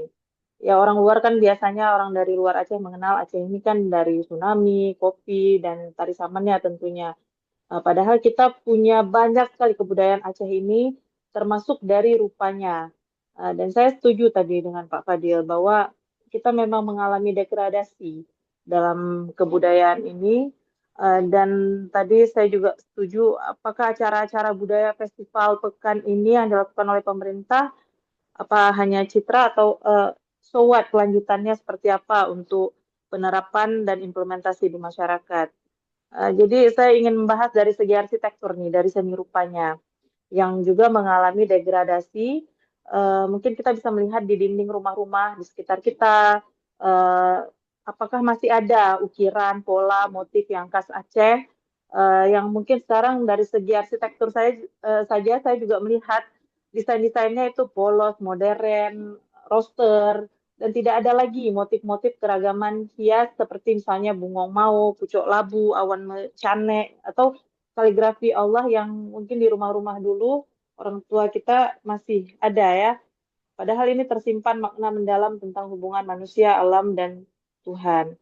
Jadi bagaimana pandangan dari Pak Fadil sendiri ini melihat bahwa apa ya ragam-ragam hias motif Aceh yang luar biasa yang harusnya juga dikenal oleh dunia ini kita udah nggak menemukan lagi. Bahkan rumah Aceh juga sendiri sudah mulai hilang. Jadi udah mengalami degradasi sebenarnya kebudayaan kita ini. Padahal sebenarnya pemerintah itu kan bisa ya membuat di bangunan-bangunan publik pemerintah, di bangunan pendidikan juga. Tapi nggak kita temukan sekarang motif-motif hias Aceh yang seperti yang tadi saya sebutkan, atau juga misalnya motif pintu Aceh, bahkan bungong jempa aja mungkin anak Gen Z nggak tahu itu adalah bungong khas Aceh. Ya selama ini kan apa motif bungong lawang, tapi bungong jempa aja nggak ada gitu. Jadi ini bagaimana menurut Pak Fadil melihat ini? Itu saja dari saya. Iya, Kak Mutia. Terima kasih, Kak. Jadi ini memang kemarin yang soal arsitektur ini, kami kan di SBI Aceh juga ada prodi desain interior ya, dan juga DKV ya. Dan kemarin kawan juga ada yang meneliti soal arsitektur itu dan juga interiornya ya. Dari sedikit yang saya sempat amati memang ini ada proses perubahan pola dalam eh, pembangunan kita di Aceh ya. Yang meskipun memang ada kanun ya yang memang mensyaratkan bangunan-bangunan di pemerintahan itu tingkat pemerintahan untuk setidaknya melekatkan ornamen-ornamen Aceh itu ya dalam berbagai eh, eh, apa ya di bagian-bagian tertentu lah ya. Dan itu saya lihat kalau belakangan ini ya baru dilaksanakan sama Bu Ilisa ya. Kalau kita lihat flyover yang di Simpang itu kan sudah mulai ada ornamen kecil tuh muncul tuh, ya, mulai dibangun ya. Ya berarti ada kesadaran lah seperti itu. Cuman memang pola pembangunan kita di Aceh kan arahnya kepada penguatan struktur ya, bukan kepada apa ya pemuliaan terhadap kesenian itu sendiri. Karena lagi-lagi akan kembali kepada cost efisiensi dalam pembangunan. Ternyata bangunan 150 juta udah cukup lah untuk bisa kita tinggal 2 kamar ya dan lain-lain. Dan tambah motif, wah ini bisa naik lagi nih harganya nih. Nah, dan masalahnya kan juga ada di pengrajinnya. Pengrajinnya yang ternyata tidak mendapatkan ekosistem yang layak lah untuk mereka bisa dihargai secara intelektual mereka dari bidang seni ya. Karena terakhir kawan juga yang membuat satu ornamen aja itu cost-nya agak cukup besar ya untuk satu lemari kemarin teman yang buat itu perlu dikasih ornamen kiri kanan. Ternyata kalau dibandingkan dengan harga eh, lemari dengan ukuran serupa ternyata bisa 2-3 kali lipat harganya. Nah, tentu kalangan-kalangan yang mampu nggak ada masalah ya, tetapi bagi kalangan yang ternyata tidak terlalu mementingkan estetika, lebih kepada fungsional dari sebuah bangunan, artinya mereka punya opsi. Nah, inilah jadi yang permasalahan di kita. Nah, mungkin apa yang perlu dilakukan pemerintah ketika mereka mempunyai anggaran yang cukup ya subsidi atau dalam artian memberikan apa ya semacam insentif ataupun model-model eh, silang lah supaya motif-motif ini bisa kembali eksis gitu di rumah-rumah masyarakat ya. Cuman ya balik lagi bahwa ternyata sudah ada perubahan pola perilaku kita ya dalam menentukan rumah ya. Rumah-rumah Aceh juga kan akhirnya pada pada akhirnya jadi museum, tidak lagi menjadi rumah tinggal yang ideal ya. Karena perubahan cuaca, ekosistem yang ternyata rumah daerah itu tidak tidak sebegitu fungsionalnya ternyata untuk misal ada badai dan lain sebagainya, panas dan lain sebagainya, tidak adaptif terhadap AC dan lain sebagainya.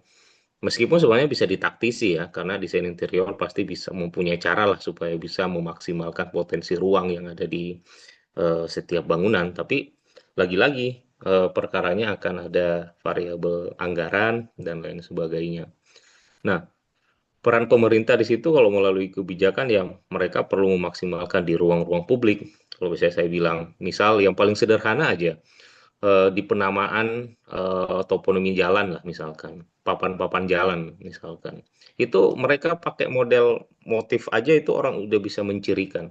Sama kayak kalau kita ke Cirebon misalkan. Itu pintu gerbangnya mereka itu mereka pakai model ini model-model kayak gerbang-gerbang ke rumah gerbang ke Kesultanan, ke Kaciribonan itu mirip-mirip semua tuh kalau gerbang-gerbang daerah. Nah, dulu di Aceh pernah demikian ya, bahkan ikonnya kan kita dulu sempat itu eh eh, dengan patung ya, dengan ini apa tuh namanya?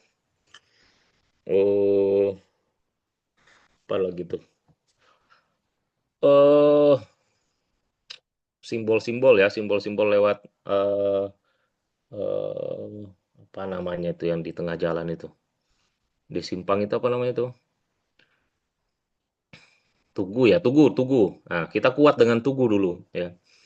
Cuman kan ternyata Tugu pun mengalami perubahan ya, lebih ke modern ya. Misal yang kayak di PD kan, Tugunya menggunakan inilah simbolik ke sawit ya, sawit nggak sih, melinjo ya dan lain sebagainya. Padahal kan sebenarnya bisa aja mengangkat satu model arsitektur ini ya, arsitektur tertentu ataupun motif-motif tertentu yang dimunculkan kayak gitu. Jadi memang balik lagi ke konsep kebudayaan itu bahwa ternyata kebudayaan setiap masa, zaman, periode ternyata berbeda-beda. Aspirasi masyarakat ternyata terhadap suatu hal itu berbeda-beda. Akhirnya masyarakat modern sekarang apa yang bisa kita lakukan untuk tetap menjaga eksistensi itu sebagai warisan masa lampau untuk bisa dinikmati anak-anak kita di masa akan datang adalah melalui kebijakan tadi dan juga eh, pelestarian melalui penguatan di setiap lini.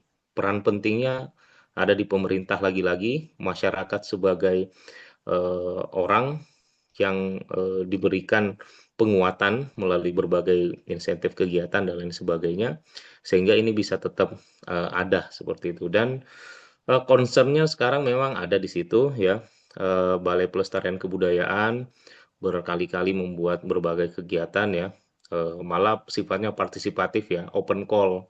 Siapa nih yang mau buat kegiatan-kegiatan kebudayaan, kesenian.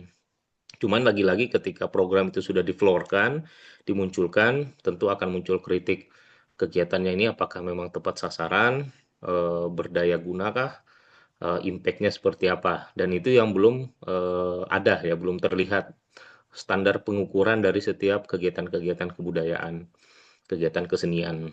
Apakah daya dampaknya terhadap pelaku seni, ekosistem seni itu berkelanjutankah atau hanya sekedar temporal saja untuk menyelesaikan kewajiban program setiap tahunnya atau memang ada langkah-langkah teknis lainnya yang bisa dilakukan seperti itu. Oke, ya. Yang lain ada mungkin yang mau bertanya? Sebenarnya masih banyak nih ya Bang, pertanyaan. aku mau nanya, Bang Fadli. Ya, Aku, boleh, boleh. Silakan, ya, Bang ya. Andi. Andi, praktisi tinggal di Bangladesh. Jadi, apakah kebiasaan yang salah dilakukan berulang dan dilakukan banyak orang itu termasuk budaya atau enggak? Karena pernah tak tanyain tuh ya ke orang lokal. Ini kenapa Bangladesh ini klaksonnya itu Klakson klakson terus tuh. Jadi berpuluhan tahun katanya. sama Klakson, kayak India ya, iya Bangladesh. sama kayak India. Jadi kayaknya salah gitu. Tapi tetap dilakukan sama semua orang. Biasanya kan klakson klakson itu kan secara definisi kan memberi peringatan berbahaya ya. Tapi definisi orang sini tuh kayak klakson itu jalan ini milikku, kalian minggir. Jadi makanya klaksonnya bunyi terus. Nah, pertanyaannya apakah kebiasaan yang salah dilakukan berulang secara masif dan dalam waktu yang lama itu disebut budaya atau enggak? Terus alhamdulillah saya diberi kesempatan untuk tinggal di beberapa negara dengan waktu yang lama karena kerjaan. Itu kan terjadi banyak perbedaan budaya ya. Terus gimana cara kita itu supaya gimana ya nggak ngikutin budaya tanpa menghina budaya mereka gitu. Karena banyak banyak juga budaya-budaya yang di sini bagi kita tuh is not common sense gitu. Ini common sense-nya di mana gitu. Kadang-kadang kita sebagai seorang praktisi juga itu harus menerapkan let's say lah global playbook ya, culture budaya yang perusahaan Hong Kong misalnya kita tempatkan di sini, akhirnya konflik. Contoh nih, pada saat itu mungkin orang biasanya mereka makan malamnya di jam 10 malam. Di sini tuh makan malamnya jam 10 malam, makan pagi jam 10 pagi, makan siang jam 4, jam 3. Lah kalau datang ke kantornya jam 10, hahaha, terus jam satunya udah sholat, kan ini kan produktivitinya kan nggak dapat kan. Nah, ini gimana ya? Maksudnya pandangan dari segi budaya ini bisa konflik nggak sih sebenarnya?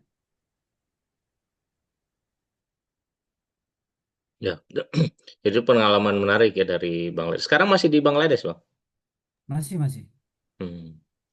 Jadi saya juga kemarin sempat ke India ya. Itu sama sama halnya 11-12 kayaknya eh, di Bangladesh ya. Jadi memang kalau kita bisa lihat ya bahwa satu kebiasaan yang dilakukan berulang-ulang memang akan jadi berujung kepada menjadi produk budaya ya. Cuman memang ini perlu jadi catatan penting ya. Apakah nanti ini dalam dalam hal antropologis ya kalau kita lihat apakah ini sifatnya konstruktif ataupun dekonstruktif ya terhadap masyarakat itu sendiri ya. Karena sama halnya kita kan di Indonesia selalu dilekatkan ya kayak wah di Indonesia ini budaya korupsinya udah mendarah daging nih ya. Bahkan sejak SD ya harus sudah ada budaya korupsi kayak gitu. Korupsi waktulah dan lain sebagainya ya. Nah, karena kita ada sifat kebiasaan permisifnya ya kayak membolehkan ya udahlah nggak apa-apa dan lain sebagainya. Akhirnya ini menjadi satu hal yang dilanggengkan secara berturut-turut ya. Jadi ada pelanggengan di antara eh, kedua pihak, masyarakat antar masyarakat ya. Nah, jadi ini jadi catatan penting sebenarnya bagaimana ternyata pada akhirnya budaya itu tidak selalu bersifat positif ya. Terkadang dia bisa menjadi hal yang negatif juga. Ya. Namun peran penting dari kita sebagai masyarakatlah itu yang akan menunjukkan ya bahwa kita ada di payung budaya yang mana seperti itu. Tapi ini akan jadi pertentangan juga ya ketika nanti itu kita berada di dua tempat ya dengan dua nilai yang berbeda. Kita dari Aceh misalkan dengan budaya seperti ini kita wow di sana, terus kita menjadikan itu sebagai baseline untuk menilai kebiasaan orang. Ya, ini akan jadi persoalan juga ya karena eh, tentu itu bukan hal yang mereka inginkan juga ya. Bukan warisan yang diturun-temurunkan yang akhirnya mereka tidak ada pilihan lain. Tapi memang karena ekosistem yang ada di sana ya, yang menjadi dominan terhadap pembentukan sebuah kebiasaan ya. Jadi bagaimana bagaimana kita bisa melihat itu dalam kerangka normatif ya, yang akhirnya kita perlu untuk melihat itu dari eh, kacamata kesadaran kita ya secara kolektif ya mempunyai value baik buruk tadi itu ya yang perlu untuk kita gunakan standar itu ya. Jadi tidak kita melihat ini dalam kerangka yang judging juga ya terhadap budaya mereka ya karena mereka tidak ada opsi ya untuk tidak melakukan ya kecuali ada perubahan struktur besar-besaran dalam pola itu. Nah, sama kayak waktu saya ke Aceh ya. Ke Aceh ini budaya klaksonnya jauh lebih tidak ada ketimbang kalau kita di wilayah lain kan. Kalau di Medan misalkan. Kita di kita kalau nunggu di lampu merah di sini kan kadang-kadang ya udah anteng aja orang mau lampu merah jalan-jalan aja gitu kan. Nggak ada yang klakson-klakson ya. Nah, pada saat di Jawa dan lain itu beda pola pola klaksonnya mereka, ya. Artinya kan memang ada suatu ekosistem di sana yang akhirnya masyarakat itu sepakat bahwa oh ini nggak nggak paten lagi nih untuk kita bisa lakukan kayak gitu. Nah, tentu ini kita lihat variabel ada banyak variabel lagi kan. Tentu edukasi menjadi peran utama ya bagaimana eh, menghilangkan kebiasaan itu tadi ya, berulang-ulang klakson dan lain sebagainya, budaya-budaya buruk seperti itu ya. Nah, dan tentu desain sistem sosial masyarakatnya ini perlu untuk di-floor-kan lagi ya, dan itu melibatkan banyak orang di sana. Bukan misal saya membawa kebiasaan saya yang tidak yang patuh terhadap lalu lintas, terus kemudian saya berharap bahwa seluruh orang akan mengikuti itu. Nah, ini akan terjadi benturan budaya lagi di sana. Nah, jadi memang kita dalam posisi yang dilematis di situ.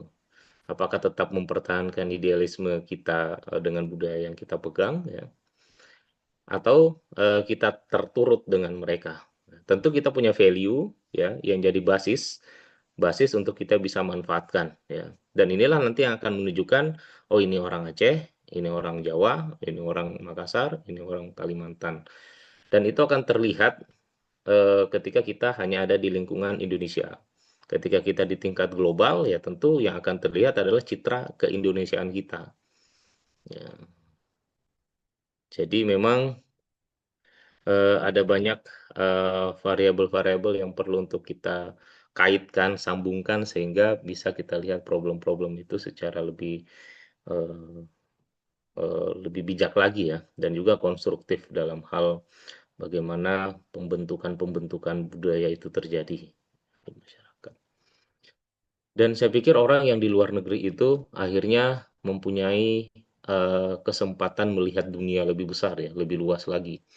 Ternyata tidak hanya Indonesia yang mempunyai kebiasaan ini dan itu ya.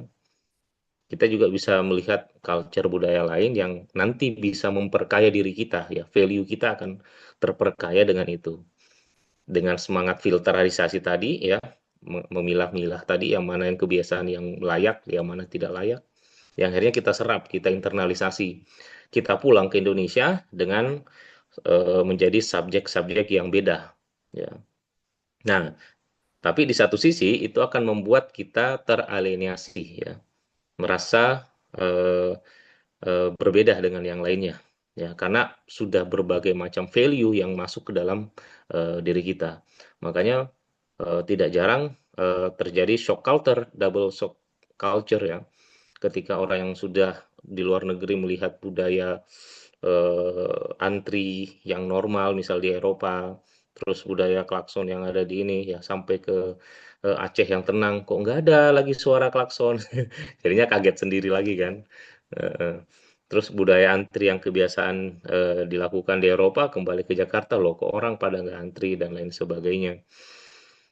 Nah, akhirnya ketika dengan kesadaran utuh itu tadi, itulah proses-proses kita menyerap ya berbagai macam kebiasaan yang terwujud dalam kebudayaan tadi, yang akhirnya membentuk diri kita lagi ya.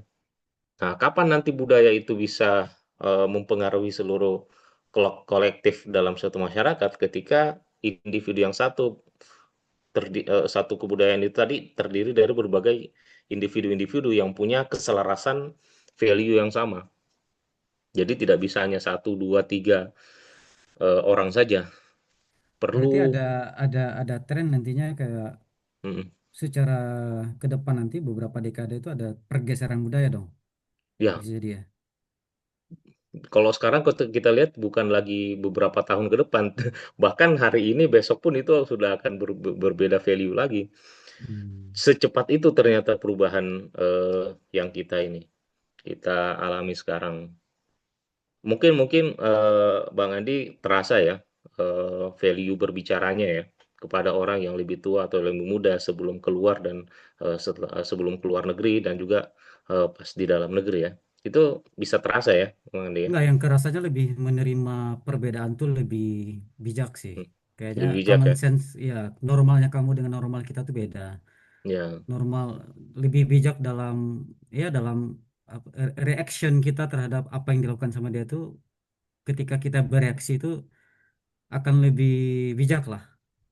Nggak betul. terlalu responsif gitu, nggak terlalu Mm-mm, cepat responnya tanpa mikir gitu. Yang mm-mm, kedua ya bener pergeseran budaya juga bisa kadang-kadang tertranslate ke rumah tangga juga, misalnya pola pola asuh juga. Ini pakai budaya mana nih? Budaya Korea kah, Hong Kong kah, atau heeh, pakai budaya itu ada beberapa ada juga yang dikombinasikan gitu. Itu juga mm. kayaknya Kalau kalau menarik nih. Bang Andi ada anak ya, Bang Andi? Belum ya? Ada. Itu kalau paling terasa tuh di bahasanya anak-anak tuh biasa. Iya, dan iya bahasa anak-anak juga beda juga. Jadi karena bahasa Inggris ya, jadi semuanya bahasa Inggris dan Nah, kadang-kadang itu. bahasa Indonesia udah agak susah. Heeh, heeh. Jadi budaya memasak tuh katanya berubah juga tuh ya. Pola micin berubah ya. Jadi jadi pernah ada ini apa ya? Ini fenomena juga kali ya, yang anak bilingual ya. Jadi mereka orang tuanya orang tuanya kan punya bahasa Indonesia, bahasa Inggris, trilingual ya. Bahasa Indonesia, bahasa Inggris, bahasa daerah ya. Nah, mereka bersepakat ya, yang suami pakai bahasa Indonesia, yang istri pakai bahasa Inggris ya, sesekali eh, pakai bahasa daerah ya. Jadi anak-anak kan ini kalau kita bisa bilang kan pemakan segalanya ya. Jadi apapun yang kita berikan mereka serap seperti itu. Nah, pola kebiasaan kita berbicara dalam bahasa daerah Indonesia dan bahasa Inggris itu ternyata berbeda kan. Ada tone yang berbeda antara bahasa Inggris sama bahasa Indonesia dan juga bahasa daerah. Kita tidak bisa pakai tone bahasa daerah ke bahasa Indonesia. Itu akan berbeda ini ya. Iramanya ya. Irama bahasa Indonesia dengan bahasa Inggris iramanya juga berbeda. Dan ternyata itu akan membuat perilaku anak juga berbeda dari segi kebahasaan. Mungkin pernah lihat ya gaya berbicara orang Inggris ya dengan orang Amerika, dengan orang kita ya dalam mempergunakan bahasanya itu mereka berbeda baik itu dari segi mimik, pelafalan, pengucapan dan itu mempengaruhi gerak-gerik juga pada akhirnya. Yang paling terasa kan kalau di bahasa Inggris orang tua dipanggil father kan, ayah, ada juga yang biasa langsung panggil nama dan lain sebagainya. Dan itu secara tidak sadar akan mengubah pola interaksi antara orang tua dan anak. Ya. Dan itu mungkin terasa ya kalau orang tua yang aware terhadap pola-pola seperti itu. Gimana Bang Surya melihat anak di Bekasi ada perubahan nggak? Di mana anak di mana? Anak di Bekasi, ya, setelah interaksi anak sering sama orang-orang Bekasi. Oh di Anak Depok, Depok, Depok, Depok. Depok, Depok. Oh, udah anakku udah mulai pakai banget banget dia ngomongnya udah. Iya, udah ada perubahan ya. Udah ada perubahan dikit. Oke, Jadi, jadi itu ya. mungkin ya. Oke. Ada yang lain mungkin sebelum kita ke closing statement mungkin ya. Kalau tidak ada udah setengah 10. Mm-mm. Oke, sepertinya tidak ada lagi ya. Tidak Oke, lagi ya. kalau tidak ada, terima kasih teman-teman udah datang. Mungkin sekalian ini ya closing statement Patli. Mungkin sekalian menjawab pertanyaan yang tadi ya, yang terakhir tadi, yang Memang, dari masalah tadi itu solusinya apa sih? Misalnya masalah tari tadi ya, yang banyak tadi, kemudian apa namanya alat musik tadi yang juga banyak gitu. Itu apa kira-kira yang bisa kita lakukan supaya anak-anak kita ini nanti bisa mengenal tari-tarian itu, bisa mengenal mm, alat-alat musik ya. tadi itu. Jadi kalau yang konkretnya sebenarnya itu aktivasi kembali, aktivasi muatan lokal di sekolah-sekolah. Jadi memang harus ada suatu kurikulum kebudayaan dan kesenian Aceh yang itu sifatnya implementatif, bukan dalam tataran teoritis ya. Jadi kalau alatnya apa, musiknya apa, langsung plek, mainkan, kasihkan mereka. Jadi mereka langsung tahu dan diperkenalkan produksi alat-alat kesenian berbasis Aceh itu perlu. Eh, Tari-tarian juga perlu, motif baju-baju dan lain-lain juga perlu. Perlu mungkin ada satu hari di mana hari kedaerahan, yang di mana semua pakai baju daerahnya masing-masing dan lain sebagainya. Itu kan sebagai upaya untuk membentuk identitas dan karakter dan penguatan karakter kedaerahan dan tanpa menanggalkan keindonesiaan seperti itu. Dan tantangannya balik lagi nanti guru-guru sudah pada siapkah dengan itu? Pengetahuannya mereka sudah dibekali atau enggak? Apakah kita tidak kekurangan guru-guru muatan lokal yang mahir terkait dengan kebudayaan dan kesenian Aceh? Nah, ini kan tantangan lanjutan lagi nih Itu konkretnya sebenarnya. Nah, kalau yang cukup abstrak sebenarnya kita harus mengakui bahwa perubahan itu nyata, ya. Perubahan eh, kebudayaan, kesenian itu berkembang dan terus-terus. Belum lagi intervensi budaya asing, ya, K-pop dan lain sebagainya, Japan pop dan lain sebagainya. Budaya main game juga itu sudah masif di warkop-warkop saya lihat. Kalau kita amati di Banda itu, orang ke warkop sekarang nggak lagi diskusi panjang lebar ya kalau anak mudanya, lebih banyak menatap layar dan lain sebagainya. Ini belum nanti kita masuk ke perubahan transformasi warung kopi di Aceh, itu akan menarik lagi tuh nanti. Karena ada banyak perubahan-perubahan yang terjadi ternyata. Nah, itu mungkin ya. Eh, Kebudayaan memang produk dari masyarakat ya, tapi masyarakat yang mana? Nah, ini yang perlu kita untuk cermati lagi ya. Karena ternyata masyarakat, kebudayaan kan lahir dari masyarakat. Ketika masyarakat tidak lagi menginginkan kebudayaan itu, ya praktis akan perlahan-lahan ditinggalkan. Dulu mungkin kita pakai celana panjang bentuk pensil, sekarang udah nggak lagi. Dulu jeans menjadi populer, sekarang udah nggak lagi. Orang lebih pakai bahan kain misalkan. Artinya itu masalah selera lagi. Ini akan berakhir kepada konsumen, ya, konsumerisme lagi kan. Jadi ada banyak hal yang nantinya akan merubah pola kebiasaan kita ya dan lain sebagainya. Itu tidak bisa kita hindari. Yang bisa kita lakukan tadi adalah memperkuat basis diri kita ya. Diri kita aja dulu, nanti secara kolektif akan ngikut di keluarga dan lain sebagainya.